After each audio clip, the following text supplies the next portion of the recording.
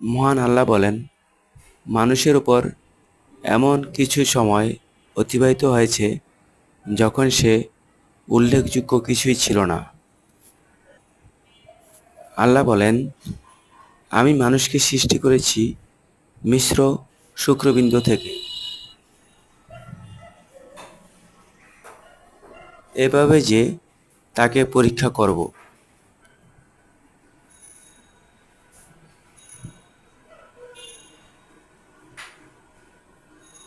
অতঃপর তাকে করে দিয়েছি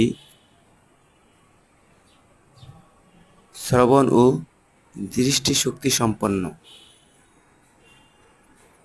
আমি তাকে পথ দেখিয়ে দিয়েছি।